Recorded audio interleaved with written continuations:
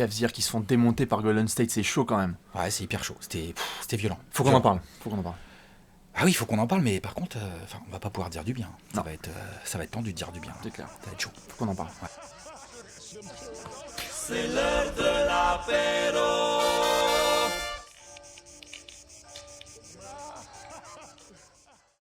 Bon, donc les Cavs hier soir qui jouent à domicile contre Golden State, main event de ouf, Martin Luther King Day, on se dit tout de suite que ça va être un match incroyable. Match du soir à 2h, à 2h du matin en France. Match attendu 2h du c'est matin. 20h là-bas.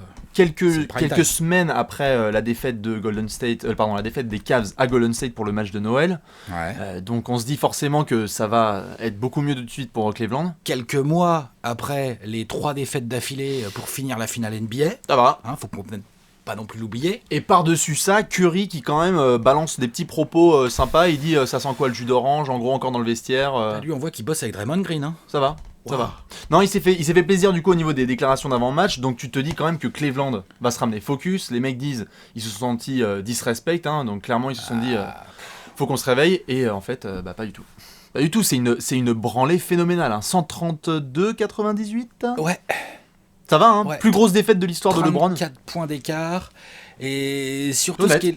ce qui était le plus choquant devant le match, c'est en termes de match des Cavs, ils se prennent tout de suite un 12-2, si je ne dis pas de bêtises, ou quelque chose comme ça. Mais là, tu te dis, ça peut arriver, ils sont un peu froids, tout ça, et tu sens qu'ils sont un peu encore dans le match. Le body language des Cavs est intéressant au début. LeBron, il commence à défendre un peu dur, les mecs sont focus. Franchement, au début, tu te dis, ça va être un match intense et serré. Leurs tirs ne rentrent pas, mais ça, ça peut arriver. Par contre, la deuxième partie du premier quart, déjà, tu peux être très inquiet.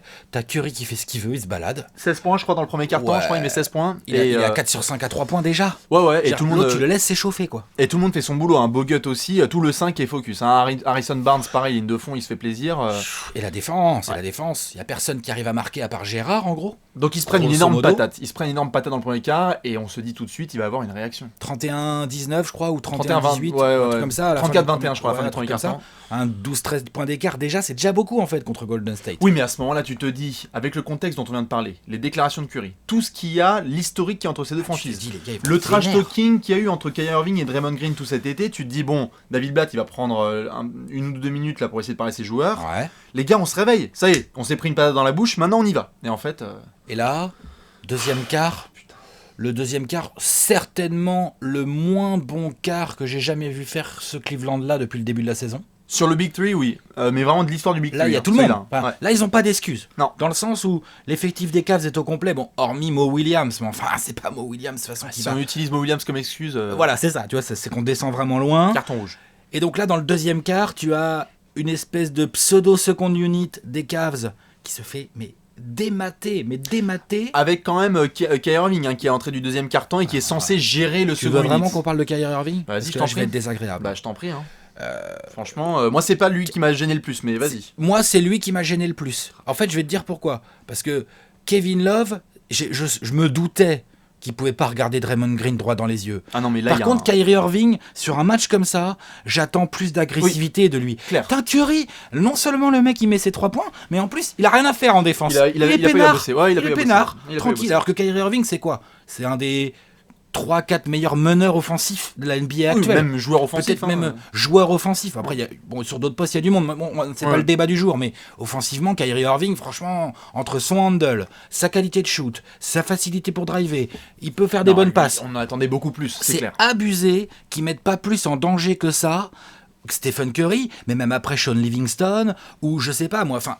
Non mais alors, certes, C'était Gérard, le meilleur joueur joueur offensif. offensif de la première C'est mi-temps, c'est Gérard. Gérard. Ouais. Le mec, il pose les baloches sur la table, il tente Ah bah, des c'est trucs, Gérard, de toute il façon, prend des pas de- fades, il a drivé. Golden State est très bien venu défendre Gérard sur la ligne à 3 points, donc il a pas pu jouer en catch and shoot, mais il a posé le ballon, Mais c'est pas- et il a attaqué le jeu. Kyrie, c'est pas le mec qui m'a vraiment dérangé le plus. Franchement, je te le dis, quoi, c'est Kevin l'autre Love. caniche, là Non, il y a eu des mixtapes, franchement, tu les as vus tout de suite sur Twitter. Il y a eu des vidéos entières de Caniche, lui là, en défense. il est catastrophique. Oui, mais le problème, c'est Et que pas quand... qu'en défense. Oui, hein. mais le problème, c'est que quand t'as Golden State qui voit ça, parce que les mecs ils sont malins, ils ont en plus un peu d'expérience, ils voient un mec aussi mauvais en défense, ils ont déroulé des pick and roll, c'était Vaugirard la défense des Cavs, ils se sont fait tellement plaisir, et Zeli il passait pour un pivot de ouf.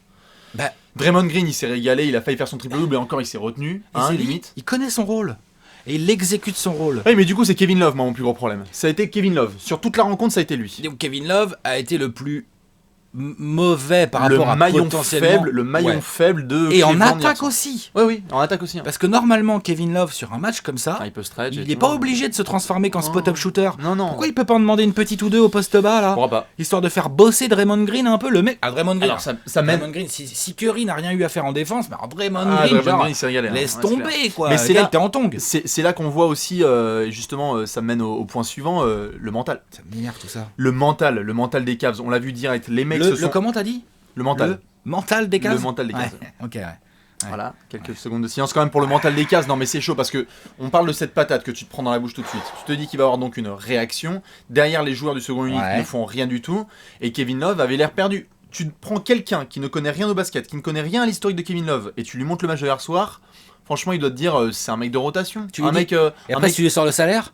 Ah, et si tu lui ressors le salaire, alors là. Combien 110 110 Le salaire de Kevin Love, quoi. 110 sur 5 ans, quoi. ouais. Avec les 80 de Tristan, parce que le poste d'ailier fort, bien évidemment. Faut le blinder. faut le Important, bloquer. important. Mais donc boucler. du coup ça nous mène au point suivant que moi je voulais aborder avec toi, et bien évidemment ça c'est il y a eu le plus de discussions là-dessus pendant toute la nuit et tout ce mardi, c'est du coup quels ajustements tu fais, parce que c'est certes qu'un seul match de saison régulière, je pense que là-dessus on est d'accord, janvier, on ne fait pas de conclusion en janvier de ce qui se passe. Et puis fondamentalement, je te coupe juste, ça change pas grand chose pour les Cavs. Ça va. Fondamentalement, je veux dire en termes de classement, En pionçant ils vont en finale. ça va pas les empêcher d'être premiers de l'Est. En pionçant ils vont Et en finale. playoff, je vois pas du tout qui Voilà. va aller les chercher. Donc On ça verra remet pas une leur- fois rendu. Attention, parce que s'ils jouent trop souvent comme ça, Mais alors c'est ça qui il y est a peut-être inquiétant. des équipes de l'Est qui vont comprendre qu'il faut les matraquer Oui, un peu oui, d'entrée de match. Oui, oui. Tant tout le monde l'a regardé ce match. Ça Il ne y a devrait pas que pas, nous. voilà, oui, mais ça ne devrait pas non plus redéfinir la saison des Cavs normalement. Ça va, ça devrait dérouler tranquillement à l'Est. Mais le problème, c'est surtout, tu te prends, c'est plus qu'un match de saison régulière. Quand C'est tu te dans prends la la, tête, quand quoi. tu te prends une telle gifle à domicile, la plus grosse défaite de l'histoire de LeBron à domicile, le plus gros plus minus, il a moins 35 T'as d'écart. 70 pions dans la bouche à la mi-temps. Alors ça peut arriver, Golden State, Oui, etc. Mais c'est 44. Donc c'est tu en l'écart. reprends 62 en deuxième mi-temps. C'est l'écart. Tu en reprends 62 en deuxième Ouais, mi-temps. ouais, ouais. Oh, Non, c'est les compliqué. gars. Mais alors du coup, pour la suite, Sérieux. pour la suite, qu'est-ce que tu fais? Qu'est-ce que tu fais si tu es Cleveland? Parce que on ne fait pas de conclusion hâtive, etc. On est d'accord, Alex. Hein. Là-dessus, Ouais. je pense que tu es d'accord avec moi. Bah, je sais pas, on va voir. Bah, au niveau Vas-y, du dis-moi. coaching, même s'il y a des ajustements à faire sur le Ouais. terrain, on ne vire pas David Blatt. Il y en a qui ont mentionné Tu veux ça. dire le virer maintenant, là, tout de On suite? ne le vire Oh, pas en non. mi-saison. Non, non, non. On est d'accord? Très bien. Personne à mettre à la place. Donc, une fois Et que tu tu joues fais- le titre, de toute façon. Voilà. Enfin, Donc, une t'essayes fois, de jouer. donc une fois que tu fais ça, par contre, quels ajustements tu fais en préparation de juin? Parce que les Cavs, ils ont qu'une seule date en tête, c'est début juin. Donc si tu retrouves les Warriors ou même San Antonio, parce qu'on vient d'avoir en plus un Cleveland-San Antonio la semaine précédente, et Kevin Love, bon, voilà. Donc du coup, quels ajustements tu fais? Quels ajustements tu fais si tu veux David Blatt? Déjà, Au-delà il y a- de l'aspect il y a- mental. Il y a un truc sûr. Ah, au-delà de l'aspect mental. Au-delà de Tu veux l'aspect dire, mental. Tu parles de tactique, là. Oui, tactique complète. Sur le terrain, qu'est-ce que tu fais tout de suite? Un changement à faire. Moi, j'en ai déjà un tout de suite. Hein. Je te le dis direct. On l'a vu sur les dernières finales. Kevin Love n'a rien à faire dans le 5 majeur. LeBron, quand il a joué 4 avec un gros intérieur et qu'il y avait des snipers à droite à gauche, c'est la meilleure version des Cavs. C'est par rapport aux Warriors, hein, je dis. Hein. Pas pour toutes les match-ups, mais Donc, par t'es en rapport aux train de me Warriors. dire quoi? Ton 5, ton pivot, Mon pivot, c'est c'est soit Mozgov ou Mozgov, Tristan. soit Tristan, voilà, souvent un Tristan. truc comme ça, voilà. là. T'as LeBron tout de suite LeBron en en 4. 4. En match-up avec Draymond Green. Oui, bon, plus voilà, ou tu moins, te on démerdes, il n'y verra. a pas de match-up de toute façon. Non, mais il n'y a pas de match-up, mais quand même. Oui, oui, voilà, oui. ça change un peu les choses. Voilà. Et après, donc, tu mets du Gérard et du Schumper sur les Du extérieurs. Alors ça peut être soit Gérard, Schumpert, Kyrie, ça peut être soit Schumpert, Delavedova, Kyrie, ça peut être un peu de ça quoi, pour ajouter un peu plus de défense si tu veux Delavedova, mais je m'en fous à la limite que Delavedova soit plus petit, il a montré qu'il pouvait défendre, il a même réussi à prendre un peu Harrison Barnes au poste hier soir, donc ça va, il a Non, quand même mais des ouais, fondamentaux. il défend pas mal. Mais moi je dis Kevin Love n'a rien à faire dans le 5 majeur des Cavs, quel que soit son salaire, quel que soit son historique, ses statistiques à Minnesota, il a rien à faire là. Et étant donné sa coupe de cheveux aussi. Et étant donné son voilà, l'égérie d'Head and Shoulders. Ah, franchement. Donc qu'est-ce que tu fais Alex? Toi tout de suite, parce que je sens qu'avec Kyrie t'es taquin quand même. Hein. Ah, écoute, hier soir, honnêtement, on me dit. Je sens que je vais me fâcher, là, J'entends je sais pas souvent. pourquoi. Ouais, mais attends. Il a une hype Je sens juste que je qui, vais... pour moi, est démesurée. Oh Si, elle est démesurée. Pour l'instant, Kyrie Irving n'a absolument pas prouvé Ouais, la hype enfin, justifié la hype démesurée qu'on lui voue.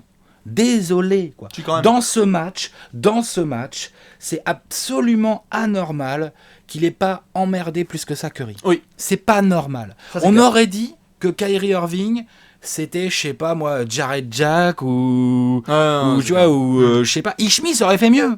Ishmis, vu comment il joue en ce moment, il aurait fait mieux. Il aurait obligé Curry à bouger. C'est dans la tête. Parce que le talent, il l'a, y a pas de souci. Hein. Mais c'est dans la tête. Et là, donc, est-ce que c'est un problème de préparation globale de l'équipe? Donc, c'est la faute de David Blatt, entre guillemets.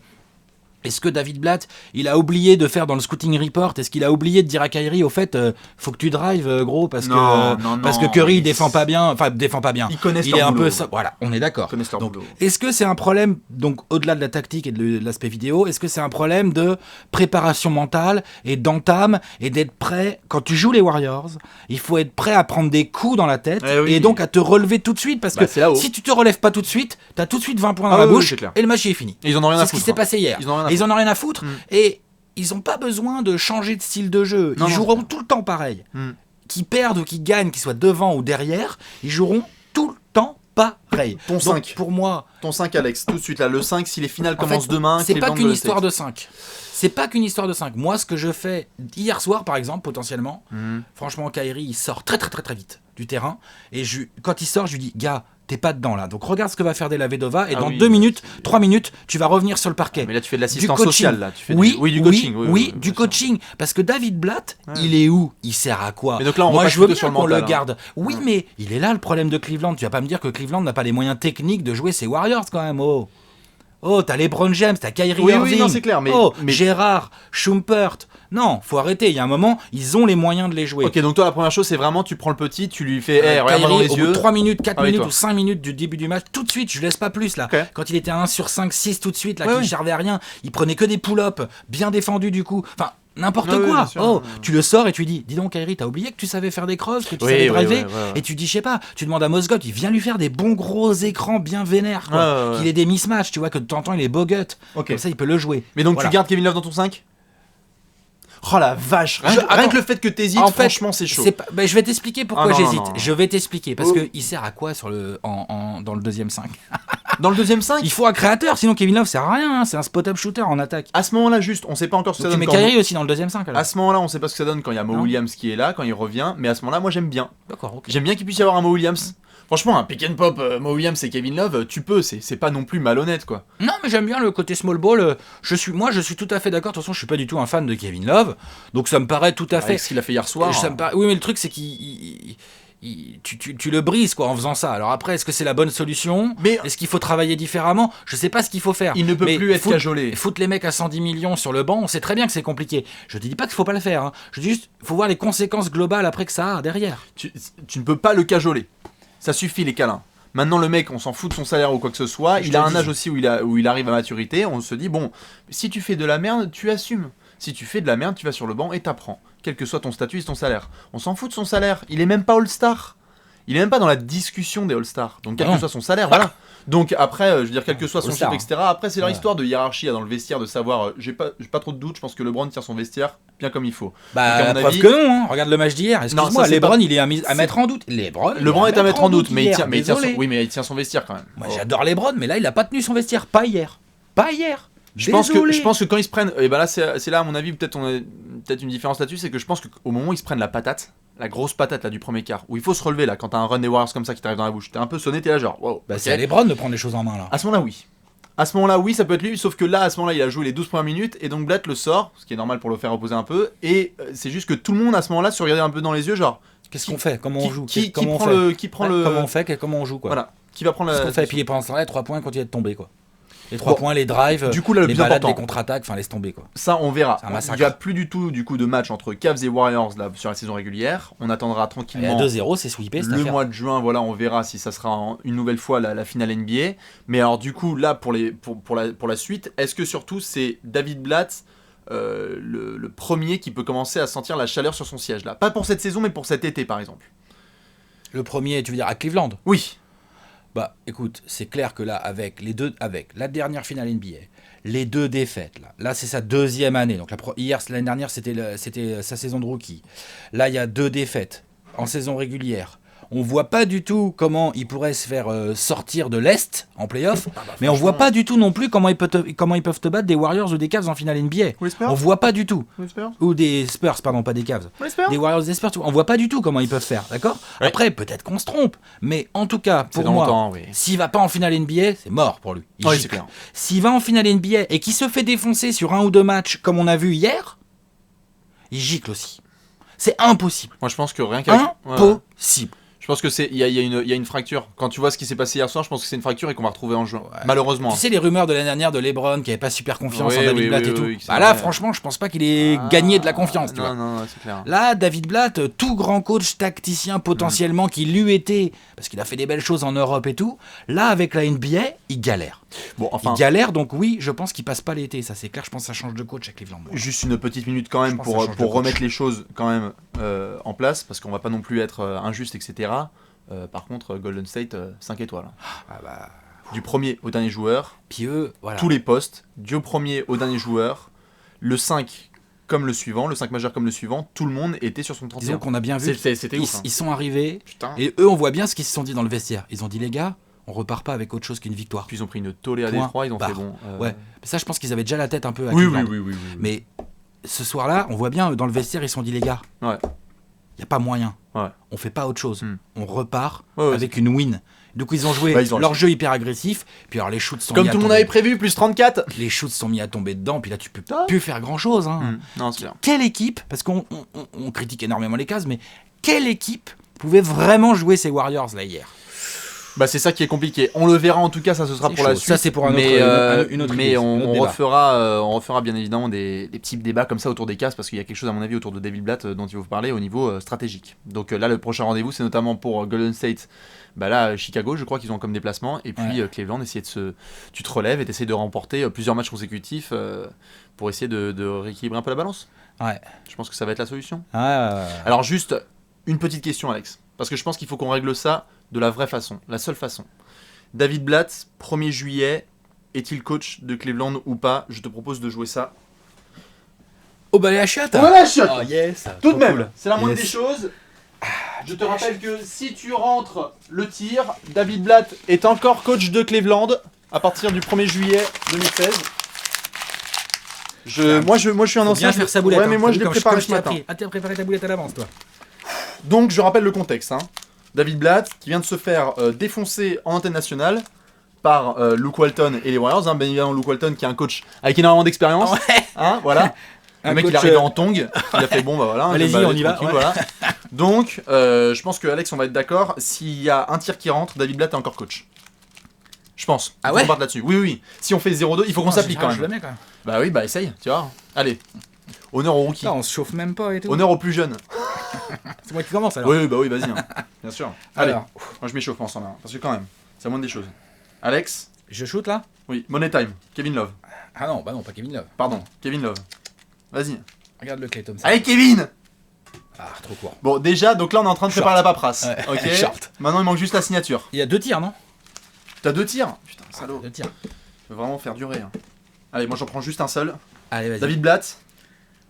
Alors là, gros airball, non, franchement, c'est bon. Airball. Vas-y, tire si tu veux, mais moi, le dossier est déjà réglé. C'est déjà réglé. Il est réglé, il est plus là. C'est déjà réglé. Il est plus là. C'est déjà réglé. Il est plus là. J'essaie de le sauver. Allez, vas-y. Sauve David Blatt. Allez, je le sauve. Allez. Non, désolé. Dommage. Désolé pour David Blatt, malheureusement, il aura droit à Pôle emploi. Allez. Merci. Il aura droit à Pôle emploi à partir du 1er juillet. Voilà, c'est comme ça. Faire pour lui. Non, même c'est la loi de la boulette. Eh oui, c'est la loi du balai à chiottes. On va le remettre. Ouais. Et donc, bien évidemment, on pourra reparler de tout ça par la suite dans le prochain apéro, notamment autour des Cavs, des Warriors et de tout ce qui se passera sur les playoffs. Voilà, Alex. Allez, à toutes.